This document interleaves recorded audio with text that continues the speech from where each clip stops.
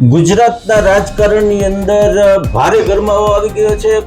Bharatiya Janata party દ્વારા રાજકોટ શહેરમાં તિરંગા યાત્રાનું આયોજન કરવામાં આવ્યું હતું, જ્યારે કોંગ્રેસ દ્વારા મોરબી, રાજકોટ, સુરત, વડોદરાના પીડિતો માટેની જે ન્યાય યાત્રા શરૂ કરવામાં આવી છે, એનાથી બંને રાજકીય પક્ષો સામસામા આવી ગયા છે.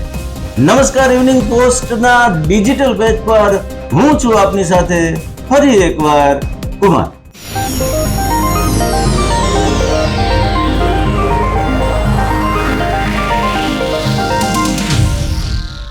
મિત્રો, ઇવનિંગ પોસ્ટ દ્વારા અમે આપને અલગ અલગ ન્યૂઝ બાબતે એનાલિસિસ અને ન્યૂઝ આપી રહ્યા છીએ. અમારી ચેનલને આપ આજે જ લાઈક કરો, શેર કરો, સબસ્ક્રાઇબ કરો. વિજય વિશ્વ તિરંગા પ્યારા, ઝંડા ઊંચા રહે હમારા. ભારતની આન બાન અને શાન તિરંગા યાત્રા આજે શરૂ થઈ ગઈ છે, ત્યારે વિશાળ ગગનને લહેરાતો એ તિરંગો અમારી જાન છે. तारा रक्षण काजे तो लाखों जान कुर्बान છે. वो जिंदगी ही क्या जिसमें देशभक्ति ना हो, वो जिंदगी ही क्या जिसमें देशभक्ति ना हो, वो और वो मौत ही क्या जो तिरंगे में लिपटी ना हो. नमस्कार, ઇવનિંગ પોસ્ટના ડિજિટલ પ્લેટફોર્મ પર હું શીતલ સાવલિયા આપનું હાર્દિક સ્વાગત કરું છું. આજની વીકલી ન્યૂઝ હેડલાઇન્સ જોઈએ તો રાજકોટમાં મુખ્યમંત્રી, પ્રદેશ પ્રમુખ, કેન્દ્ર રાજ્યના મંત્રીઓની ઉપસ્થિતિમાં આન બાન અને શાનથી નીકળી તિરંગા યાત્રા. મિત્રો, દેશભક્તિનું જાણે કે ઘોડાપુર ઉભરાયું હોય એમ રાજકોટની આ તિરંગા યાત્રામાં શાળા કોલેજના વિદ્યાર્થીઓ અને મોટી સંખ્યામાં માનવ મહેરામણ ઉમટ્યો હતો, જેમાં રાજ્યના મુખ્યમંત્રી ભૂપેન્દ્રભાઈ પટેલ, પ્રદેશ પ્રમુખ CR પાટીલ, કેન્દ્રીય મંત્રીઓ JP નડ્ડા, રાજ્યમંત્રીઓ સહિતનો મોટા ભાગના મંત્રીઓ ઉપસ્થિત રહ્યા હતા અને દેશની આન બાન અને શાનમાં વધુ જાગૃતિ આવે, લોકો દેશ સમર્પિત રહે અને રાષ્ટ્રભાવના કેળવાય એવા ભાવ સાથેની એ યાત્રા રાજકોટમાં રંગે ચંગે નીકળી હતી. મોરબીથી ગુજરાત કોંગ્રેસથી ન્યાય યાત્રા. ગુજરાતના રાજકારણમાં ભારે ગરમાવો, પીડિતોમાં પડ્યા ભાગલા, સામસામા આક્ષેપો. મિત્રો, એક તરફ ભારતીય જનતા પાર્ટી દ્વારા ન્યાય યાત્રાની સામે તિરંગા યાત્રા કાઢવામાં આવી છે, ત્યારે મોરબીથી જે ન્યાય યાત્રા શરૂ થઈ છે એમાં પણ મોટો માનવ મહેરામણ ઉભરાયો હતો. જો કે પીડિત પરિવારો જે છે એમાંના કેટલાક લોકો ન્યાય યાત્રામાં ભાગ લેવાના નથી એવું પણ કેમેરા સામે બોલ્યા હતા, તો બીજી તરફ મોરબીમાં પીડિતો ન્યાય યાત્રામાં સામેલ પણ થયા હતા. પરંતુ એટલું ચોક્કસ છે કે ગુજરાતના રાજકારણની અંદર આ મામલે ગરમાવો આવી ગયો છે. એક તરફ માનવીય સંવેદનાઓ અને વેદનાઓ, એના માટેની જે ન્યાય યાત્રા છે કોંગ્રેસ કાઢી રહી છે, તો ભારતીય જનતા પાર્ટી સુશાસન માટેની તિરંગા યાત્રાના નામે રાજકોટની અંદર મોટા રાજકીય આગેવાનોને ઉતારીને પ્રજામાં એક મેસેજ આપવાનો પ્રયત્ન કરી રહી છે. પરંતુ વેદના સંવેદનાની સામે જે તિરંગા યાત્રા જે છે એ થોડી ફીકી તો હાલની તકે દેખાય છે. રાજ્યસભાના સાંસદ રામ મોકરિયાની કુરિયર ઓફિસમાં જ ફાયર એનઓસી નથી. મિત્રો, એક સમયે રાજ્યસભાના ભાજપના સાંસદ એવા રામભાઈ મોકરિયાએ ફાયર ઓફિસર સામે લાંચ લેવાના આક્ષેપો કર્યા હતા અને ગુજરાતના રાજકારણમાં સનસનાટી મચાવી દીધી હતી. ત્યારબાદ TRP ગેમ ઝોન કાંડ બન્યો અને એ ત્યારબાદ વહીવટી તંત્ર, સરકાર જાગૃત બની અને ઠેર ઠેર તપાસ કરીને ફાયર એનઓસી ફરજિયાત કર્યું, નિયમો બનાવ્યા અને એની અમલવારી પણ ચાલુ કરાવી. હવે તમે સમજો કે રાજ્યસભાના સાંસદ એવા રામભાઈ મોકરિયાની જે મારુતિ કુરિયરની જે કોર્પોરેટ ઓફિસ છે એમાં લાગેલી આગ બાદ ફાયર વિભાગ એલર્ટ બન્યું હતું અને તપાસ કરતા જાણવા મળ્યું હતું કે આ બિલ્ડિંગની અંદર જ ફાયર એનઓસી નથી.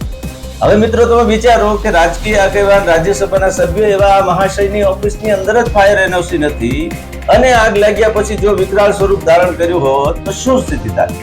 જાણવા મળેલી વિગત મુજબ કોર્પોરેશનના અધિકારીએ જણાવ્યું હતું કે આ મામલે રામભાઈ મોકરિયાની એ ઓફિસને નોટિસ આપી દેવામાં આવી છે. 7 દિવસની અંદર એનઓસી લઈ લેવાનું જણાવી દેવામાં આવ્યું છે.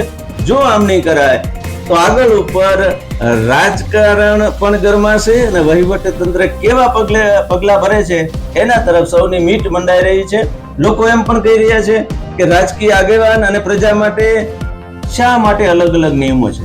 બીજા લોકોની પાસે જ્યારે ફાયર એનઓસી નહોતું તો એ બિલ્ડિંગો, સ્કૂલો, શાળાઓ, કોલેજો કે હોસ્પિટલો સીલ કરી દેવામાં આવતી હતી, તો રામભાઈ મોકરિયાની ઓફિસને કેમ બાકાત રાખવામાં આવી છે? ભારે ચર્ચા થઈ રહી છે. રાજકોટના લોકમેળો એસઓપી મામલે ગૂંચવાયો, જીવન સલામતીને પ્રાધાન્ય. રાજકોટ જિલ્લા કલેક્ટર હવે કોઈ પણ પ્રકારની બાંધછોડ કરવા માંગતા નથી. જે રીતે ટીઆરપી ગેમ ઝોન કાંડની અંદર રાજકોટ મ્યુનિસિપલ કમિશનર સહિત પોલીસ કમિશનર સહિત જે ઉચ્ચ અધિકારીઓનો ભોગ લેવાઈ ગયો છે, ટ્રાન્સફર થઈ છે, આમાં એમની નિષ્ફળતા છે, એ બહાને એમની ટ્રાન્સફર થઈ ગઈ છે. એકમાત્ર રાજકોટ કલેક્ટર પ્રભવ જોશી બચી ગયા હતા. હવે જ્યારે લોકમેળો મોટા પાયે આયોજિત થઈ રહ્યો છે ત્યારે રાઇડ્સ કે બીજા કોઈ પણ એવા યાંત્રિક સાધનોથી કોઈ પણ પ્રકારની દુર્ઘટના ન સર્જાય એના માટે જે રાજ્ય સરકારે એસઓપી બનાવી છે, આ મામલે તેમણે કડક વલણ અપનાવ્યું છે અને જીવના ભોગે કોઈ પણ પ્રકારનું સમાધાન કરવાનું નથી એવું સ્પષ્ટ જણાવી દેવામાં આવ્યું છે. રંગીલા રાજકોટમાં વર્ષોથી યોજાઈ રહેલા લોકમેળાના આયોજન બાબતે છે એક મોટો પ્રશ્ન. તો કુમારભાઈ, શું લોકો આને સ્વીકારશે ખરા?